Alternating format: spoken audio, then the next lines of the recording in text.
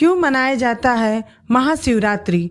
महाशिवरात्रि के दिन क्या हुआ था, जानिए शिवरात्रि की कहानी और पूजा पाठ करने की विधि। परमपिता ब्रह्मा के मानस पुत्र दक्ष जब प्रजापति के राजा बने तो उन्होंने एक विशाल यज्ञ का आयोजन किया। सती को पता चला कि उनके पिता ने यज्ञ का आयोजन किया है तो उन्होंने भी इसमें सम्मिलित होने की इच्छा जताई, लेकिन भोलेनाथ बिना आमंत्रण के यज्ञ में जाने को तैयार नहीं हुए, इसलिए सती को वहां अकेले ही जाना पड़ा।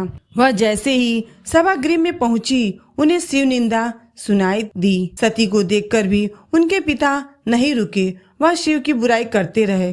सती ने अपने पिता को समझाने का प्रयास किया, लेकिन राजा दक्ष ने उनकी एक न सुनी। सती अपना और अपने पति का अपमान सह नहीं पाई और वह यज्ञ स्थल पर बने अग्निकुंड में कूद गईं। सती के अग्निकुंड में कूदने का दुखद समाचार लेकर नंदी कैलाश पर्वत पहुँचे। भगवान शिव सती को बचाने के लिए यज्ञ स्थल पर गए, लेकिन तब तक सब खत्म हो चुका था। कैलाशपति ने क्रोधित होकर सती का शरीर उठा लिया और तांडव करने लगे। जिस दिन शिव ने तांडव किया था वह फाल्गुन महीने के कृष्ण पक्ष की चतुर्दशी तिथि थी। महापुराण के अनुसार वही खास तिथि महाशिवरात्रि हुई।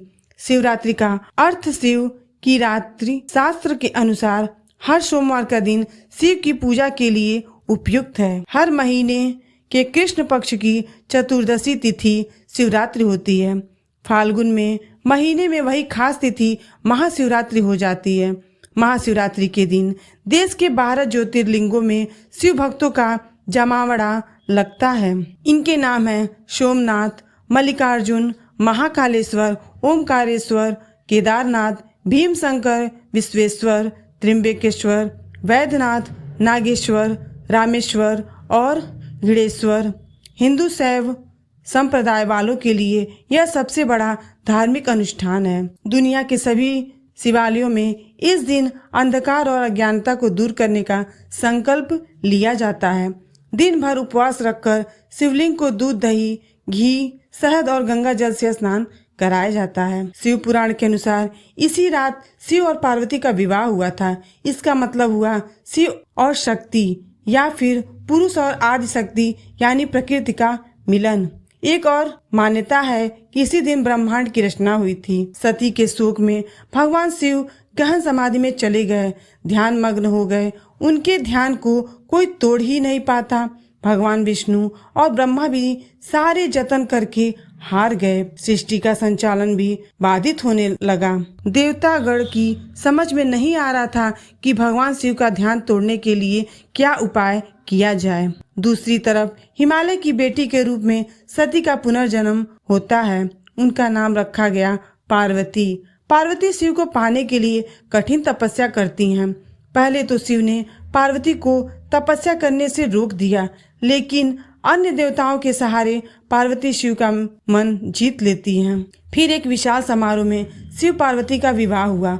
उस दिन भी फाल्गुन महीने के कृष्ण पक्ष की चतुर्दशी तिथि थी, इसलिए लड़कियां शिव के समान वर पाने के लिए इस दिन शिव की पूजा करती हैं। मध्यकालीन इतिहास से पता चलता है कि संसार की मंगल कामना के लिए लड़कियां, विवाहित विधवाएं, सभी स्त्रियां शिवरात्रि का व्रत करती हैं। इसका मतलब यह नहीं कि शिवरात्रि सिर्फ स्त्रियों के लिए है। शिवरात्रि का पहला अनुष्ठान एक पुरुष ने ही किया था। वह कहानी भी स्वयं शिव ने बताई है। शिव पुराण के अनुसार पुराने जमाने में काशी यानी आज की वाराणसी में एक निर्दयी शिकारी रहता था। उसे धर्म दिन भर कुछ खाने को नहीं मिला था। वह डाली पर बैठे बैठे पत्ते तोड़कर नीचे फेंकने लगा। वह बेल का पेड़ था। पेड़ के नीचे एक शिवलिंग था। शिकारी को इस बारे में कुछ पता नहीं था। वह दिन था शिव चतुर्दशी यानी महाशिवरात्रि और शिकारी भूखा था। उसके फेंके हुए पत्ते बार बार शिवलिंग पर चढ़ रहे थे। दूसरे दिन शिकारी घर लौटकर देखता है कि उसके घर एक अतिथि आया हुआ है।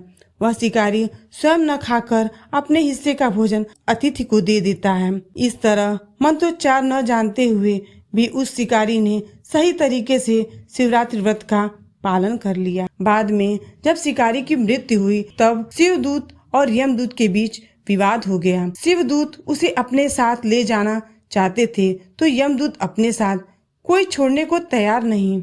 अंत में विवाद निपटाने यमराज पहुंचे। शिवदूतों ने जब कारण बताया तो यमराज ने उनकी बात मान ली। कहा जाता है कि अगर कोई विधि विधान से शिव चतुर्दशी का पालन करता है तो उसे यमलोक नहीं जाना पड़ता, उसे स्वर्गवास या मोक्ष मिलता है। इसलिए हजारों वर्षों से शिव चतुर्दशी और शिवरात्रि मनाए जाने की परंपरा चली आ रही है।